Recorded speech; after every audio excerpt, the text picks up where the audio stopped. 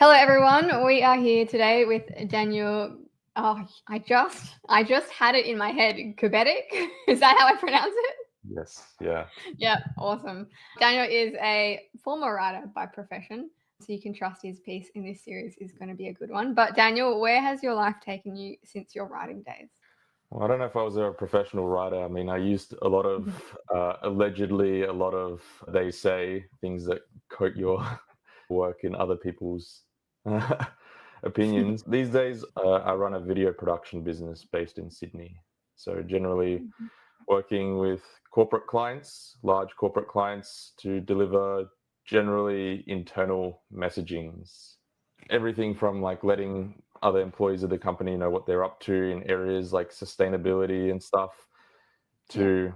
to just general like this is how the business is going, this is what we're up to, that sort of thing. Yeah.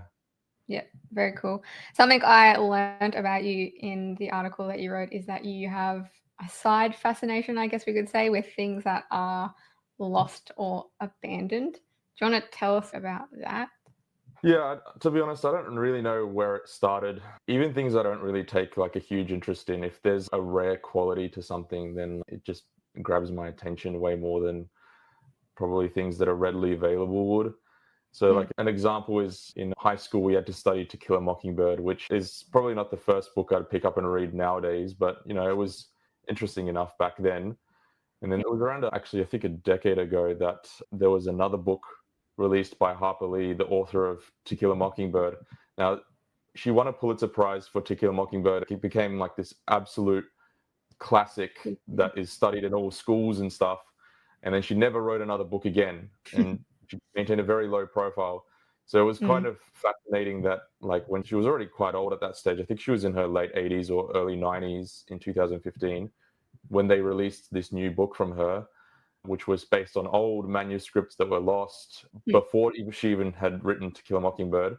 Turns out that the book was actually early manuscripts for To Kill a Mockingbird. But yeah, like, that sort of thing just kind of grabs my attention, even though maybe at times like it's not my particular area of interest. But even in music, when you have artists who pass away and then the record label finds that there's a whole bunch of unreleased songs and they start patching them up and releasing them. So one of those is Michael Jackson, very controversial figure. I don't want to comment on the allegations made against him, but there were two albums that, first of all, he's got a whole stack of songs that have just never been released. And if you go online, some of those get leaked every now and again, and there's some really good songs in there.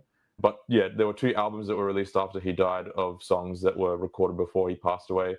And that in and of itself is a controversial thing because, it raises question about, did those songs meet his standard? That would he ever release them if he was still alive and had the choice? Is that robbing the choice away from him? Because of that, it's also like an interesting insight into his creative process. Like, why did these songs never get released to the public? Why did Michael Jackson choose not to pick these songs? And also, it's an afterword in some ways because it's like he's speaking from beyond the grave. So yeah, like there's a lot of, I guess, facets to it that make it just mysterious and intriguing. But yeah, all those kind of combine and it just kind of grabs my attention a little bit. It's like a way to keep the artists alive once they've gone. If you've got things that they've left or things that they haven't released. Yeah, like I had when I was growing up, there was a lady in the church. She used to make really nice cakes for church lunches. And she unfortunately tragically passed away. And it was a few years later that her daughter came over our house. And this lady had this one favorite recipe, like one really classic recipe that she used to make. And she had told my mum over the phone what the recipe was. She had never written it down, but she told my mum over the phone. And my mum wrote the recipe down. So when the daughter came over a few years later, my mum just brought it up in conversation. And for her daughter, this was like a big deal because it was like a piece of her mum that had supposedly been lost in time, but was now recovered because my mum had just happened to write it down and have it on a piece of paper in the pantry. And it was like that kind of piece that had been recovered. That's really special. That's really cool. Tell us how this all links in with Enoch. What is the link between these old undiscovered things and the story of Enoch? So when the record came a few months ago to obviously doing this series exploring Old Testament Bible characters and trying to make it personal, so I was given a list of Old Testament Bible characters, and there was like a few better known ones in there. I think Moses or Noah was on the list, but then there was a few more obscure characters that even I hadn't thought about, and then there was Mm. Enoch, and I had the choice between going with the more obvious Bible character or Enoch. And I was just looking at the name Enoch, like, why do I want to write an article about Enoch? And I couldn't fully understand why. So then I started digging a little bit more into Enoch and realized that the first thing that came to mind, which is probably not the obvious thing, but the first thing that came to mind was that there is a hidden book of the Bible or a number of hidden books of the Bible written by Enoch, which are not considered canon. So essentially, they are not considered to be part of the books of the Bible that are accepted to be divinely inspired. And look, I've never read any of the books of Enoch. I've heard fables and words passed along by other people about how wacky the books of Enoch are. So I started having a bit of a read, and it is indeed wacky. I also started having a read about why it's not considered to be in the Bible. Like, there are a few religions who do consider it to be one of the books of the Bible, but generally most Protestant denominations don't. Roman Catholics also don't. So I was trying to understand why we don't. Yeah. And like, look, it's not a simple answer because, first of all, the obvious reason why it's not part of the Bible is because it's part of the pseudepigrapha, which is where essentially Jewish authors around Bible times wrote a book using the name of a well-known Bible character. So the books of Enoch were not actually written by Enoch. In fact, they were written thousands of years after he was no longer on the Wow. earth, which we'll get to. So that was the first thing. So it uses his name, but it doesn't have anything really to do with him. However, Pretty sus that it's written 3,000 years after as well. yeah, exactly. So that's like a very obvious, and there's also like questions about who wrote it and any like kind of context around these particular sets of books. What, however, does kind of lend credibility to the fact that it's not a forgery or a fake or something else is the fact that the books of Enoch were found amongst the Dead Sea Scrolls, first of all, which obviously shows that they were an authentic text circulated around that time. Like, the Dead Sea Scrolls are one of the big pieces of evidence in favor of the Bible being an authentic text, in that they were found, I think it was, correct me, was it in the 60s or the 50s? So they were found there and, yeah, obviously authenticated that the Bible was a text that existed back in Bible times. So there's no doubt about the books of Enoch existing. In fact, the Apostle Jude directly quotes one of the books of Enoch in Jude, which means that during Jesus' time, these books existed. So there is this kind of complicated debate, I guess, around them. But on the balance of play, yeah, it's accepted generally by Christianity that they're not divinely inspired. So there's a lot of stuff that is said in there that contradicts other parts of the Bible. There's a lot of also additional wacky stuff in there that, yeah, we don't have confirmation on really. Yeah, so there's some quite compelling things and then some very non-compelling aspects in that. From what we do know about Enoch, just in the Bible that we have, the classic Bible, what do we know about his life? Because from my understanding, there's not that much mentioned about him at all. Yeah, the whole books of Enoch thing kind of kick-started off the question, which is, who is Enoch? And you can pretty easily skim through everything that's written about him. It's going to take you less than 3 minutes, honestly. So in Genesis 5, actually, it talks about, there's genealogies in there, and it mentions Enoch, that he had a son at the age of 65, and then there was a bit of a transformation that happened when he was 65 as a result of having a son, and he walked with the Lord for another 300 years. And then Genesis 5 says that he walked faithfully, and then he was no more because God had taken him away. Now, like, I mean, that kind of may sound like he had died, if you just base it off of Genesis 5. But it's then when you go and read what else we know about Enoch, which is in Hebrews, that it says that he did not die because God had taken him away. And that's pretty much all we know about him, actually. Yeah, crazy. All we know, yeah, and yeah, so he did not experience death. And I guess by just what we know in the Bible. That means he is the first person to have been taken by God and not experienced human mortal death, and to be Mm. taken directly to heaven. Yeah, which is, it's kind of wild to think, because we obviously know of Moses, who also went to heaven, and Elijah, who also went to heaven, but both of those characters are huge heroes of faith in the Bible. There's so much on their lives, there's so much on their stories and their walks with God. And then Enoch, it's just like he walked with God faithfully. He made it to 365 or something like that, which is quite young for someone back then. And that's all we know, which is, it's just so interesting. Well, yeah, like the Moses and Elijah thing, there's a lot in there. First of all, Moses and Elijah kind of become the two main Old Testament characters that link the Old Testament to the New Testament, in that they physically appear in both. Obviously, God is in both. Mm. We're talking about humans that appear in both, and Moses and Elijah, obviously, like you mentioned, Moses, he experienced death, but then he was taken to heaven, whereas Yep. Elijah was taken up in a fiery chariot to heaven in a pretty miraculous display. And like you said, both of these characters are heroes of faith. Moses obviously leading the Israelites, Elijah also fighting against paganism. Mm. And both of these, like, they, perform miracles and all these kind of crazy things that happened in the Old Testament. And then they appear alongside Jesus, the Mount of Transfiguration. The Old Testament makes their journey to heaven, I guess, a little bit more obvious. And then we see them again in their form in the New Testament alongside Jesus. So I think that kind of makes it even more fascinating as to why wasn't Enoch one of those that appeared, because we do know of three characters, Moses, Elijah, and Enoch. Moses and Elijah appeared with Jesus.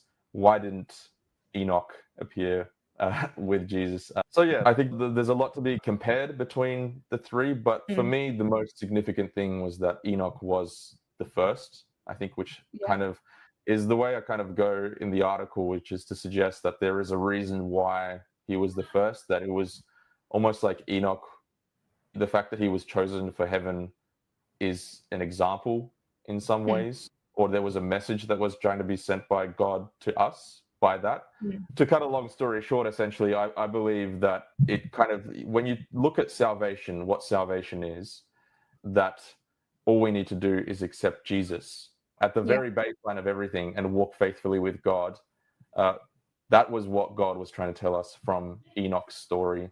The fact that Mm. that's all it took for him to be taken to heaven. There wasn't any miraculous displays that are recorded that we know that he did. There wasn't any, he didn't do so in the face of oppression like maybe Moses or Elijah did. He just walked faithfully with God. Mm. We know of Moses and Elijah being the ones that are in heaven because, obviously the way their kind of lives ended was in some ways quite dramatic. But I think God is trying to tell us that I guess it comes down to like the thing about spiritual gifts, right? Like not everybody is made to be up the front, Mm. prophesying or like, yeah. Yeah. Not everyone is meant to be like Moses in that they're leading a Yeah, nation like through the desert, but it's just that simple faith, I suppose, that. yeah, like just because you don't have a crazy testimony, let's say for example, does not Yeah. mean that your faith is any less than that of a person. I think this is Mm. what we're trying to like be taught through this. I think it also says he walked faithfully for 300 years. And I don't know, we don't know much, so I guess we just assume, but I imagine that a lot of people have like highs and lows in their faith journey. And I'm sure Enoch did as well, but it does kind of specify that for 300 years he faithfully walked with God. Yeah, exactly. I mean, it is interesting that so little is said about it, right? Like, I mean, I Mm. think there is a reason for that as well, potentially. But you're right. Like, it doesn't mean that Enoch, by our assumption, just based off of what isn't said, was perfect throughout those 300 years. But I think what's implied here is that he stuck true with the Lord the entire time. Yeah. Yeah, you went on in your article to say that you've long struggled with the whole concept of salvation. Given that there's very little in this story of Enoch, how has exploring his story, even though it's small, helped you kind of like clarify salvation? Yeah, I think my kind of thing with salvation goes back a long time, and I'm like, I'm still trying to understand why it's potentially an issue or something that I struggle with when it's so simple. And I think, again, that's where kind of the connection with Enoch comes in, where the Bible shows us how simple salvation is, and yet we can make it so complicated. Certainly I have in my case. And I remember when I was getting baptized, well, first of all, in the lead up to my baptism, the moment that I understood that salvation wasn't something that was meant to be earned was there was a sermon at the church that I was attending, and I don't really know what the sermon was about and don't remember anything about it. But what did stick with me was the song at the end, which was "The Savior is Waiting," which is in the Adventist hymnal. And I don't remember ever singing that song inside a church, but there were some words to that song which really grabbed me, which was, "The Savior is waiting to enter your heart. Why don't you let him come in?" And it was so simple. It's like Jesus is like knocking on the door of your heart. All you need to do is accept him in. And that was the moment that I decided that I would pursue baptism. Like, it was because salvation became very clear to me in that moment. So when my baptism day actually rolled around, I remember actually getting baptized, and then they lead you, like, the place where I was baptized was Adelaide City Church. You kind of have to exit and go around the church and then come through the back to like greet everyone on the way out. And so I was like walking just down that side passage, and I was like looking up, and I just felt like this utter relief come over me, because up until that point, salvation had become a whole bunch of things. First of all, like this expectation that it needs to be earned. Second of all, I guess fear of whether or not I will be good enough. Let's say when the end times come about and there are trials forecasted for people who follow Jesus, that, growing up with a lot of like revelation seminars, a lot of like apocalyptic stuff, Yeah. as much as it's packaged in hope, as a kid, you don't really understand this stuff. And so it instills fear or like an awareness of the future, and you start to be afraid, I guess. So that it took a lot of that burden off. And look, like, I'm not saying that it's perfect. Like, even though I accepted Jesus that day when like that, I heard that song, even when I like made that public commitment at baptism, it's a struggle. It's like an up and down, like you said, the assumption that Enoch's life would have been an up and down with God. But it's what you can keep coming back to is really the important thing, like having the basis in that. Yeah, trusting he's got you. I think the interesting thing that I find about this is, and I'm not sure if you can agree with this, but sometimes, like, the idea that all we need to do is believe sounds really easy, but sometimes that act of just believing and having faith can be really difficult for a lot of people, especially, I guess, if they've got, I don't know, competing ideas around evolution or science or whatever it is. Like, believing can be the hard part more than the doing, if you know what I mean. I don't know if you have ever heard of the Rich Roll podcast. And I saw this snippet on his Instagram just this morning. I thought it was kind of relevant, but he had a guest on, I think it was Rhett McLaughlin. I don't know who he is, but he used to be a Christian and isn't anymore. And he said in this video, he said, I'll read it. He said, "We created a religious system where love isn't the first thing, it's what you believe. Your faith becomes the measure by which God judges where you are going to spend eternity, but it's not how much you love. Why is the measure by which God determines whether or not you get to hang in his hood for eternity your capacity to love? Why is it your capacity to believe something that is really hard to believe if you actually think about it?"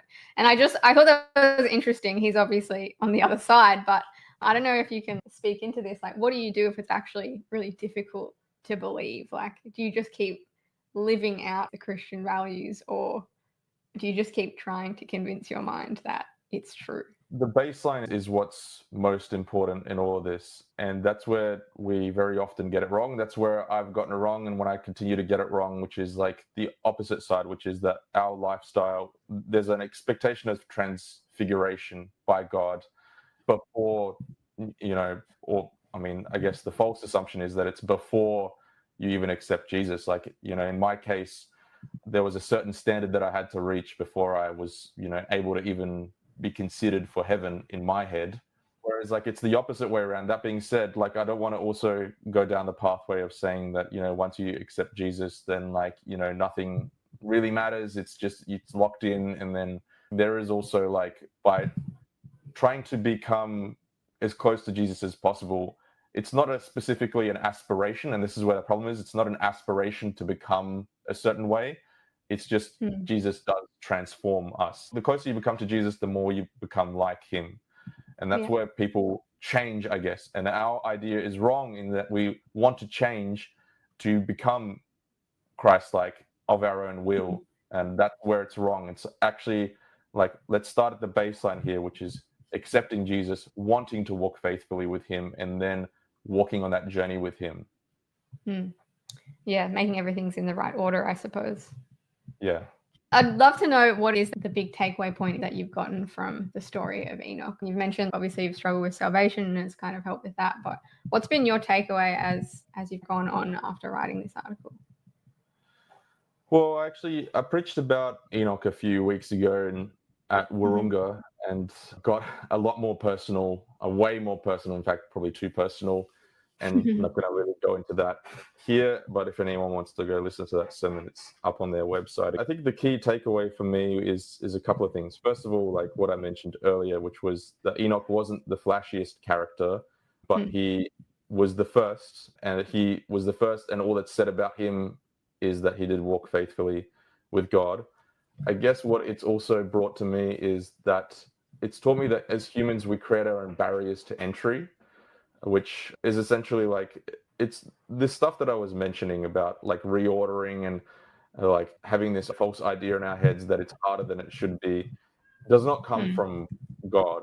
It comes from, I guess, our own sinful nature, which is our own doubts.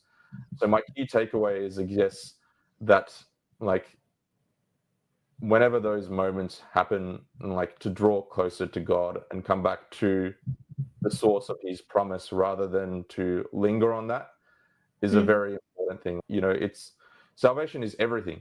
You know, if you had to kind of sum up the one thing that we're supposed to get out of our walk on earth, it's not, you know, status, legacy, career, money. None of those things matter because they're impermanent. The only thing that matters is the salvation of us, our own salvation, and then the salvation of those we love and care about, and then the salvation, of course, of people we don't know. So like, you know, actually Three Angels' message, which is going and sharing the gospel. So those are the real fundamental core of everything. And that, you know, again, is another very simple thing to put out there, but yet it's so hard to make that a priority in a working life where you have to kind of stay afloat, you have to make life work, and yet that's all that really matters. Like, you know, when Jesus comes back again, you know, how sad it will be, what a tragedy it is if we are not part of the elect on that day because we didn't see that as the priority. And I guess like that's another thing that I also come back to. Yeah, it's encouraging that it's a simple faith to aspire to, but it's also, I feel like so many people struggle to simplify their lives. So in today's world, coming back to that simple faith is difficult, like you said, because there's so many distractions. Yeah, exactly. I mean, yeah. I like this line that you end on. You said that Enoch's life reminds us not to be discouraged when we don't come upon the opportunities to profess our faith in big ways. Because I think even in the Christian world, people compare themselves to these modern day faith heroes who are preaching to the world, who are involved in all these things, who are, I don't know, Instagram Christian influencers. It's still easy to compare ourselves to people who are doing mighty things when in Enoch's case, the respectable thing to God was to just be living his ordinary daily life and being faithful to him. Yeah, I don't know if it's because, I guess, the careers that we're both in, even though you're a writer and I'm kind of making videos, but we spend a lot of time not necessarily sharing our own story, but we spend a lot of time sharing the stories of others. And I think that naturally lends itself maybe to comparison. I don't know how you're going, but definitely in my instance, you kind of, a lot of times you I guess get imposter syndrome, especially when you start to read stories about people who are so faithful and in the face of oppression and did wild and wacky things. Not talking about Bible characters, talking about like people in Australia, for example, who, you Yeah. know, when I worked for the church, we'd be profiling people who like were doing crazy things for ADRA and stuff. And then you think about your own life and you're like, oh man, am I really What am I faithful at doing? all? Am I anything really in comparison Yeah. to some of these people? But it comes back to, what does God cherish and appreciate? Like, as much as he appreciates that kind of thing, let's say the modern day Moses and Elijahs who are out there running big programs, who are up the front preaching, who are like in the community doing all these wacky things. Those are all super important to God. In fact, if anything, they are important because those people are leaders, like Moses and Elijah were. But that doesn't mean they're the only ones who are going to be saved. In fact, that's just like in some ways a bonus or an add-on or a very important kind of additional part to God.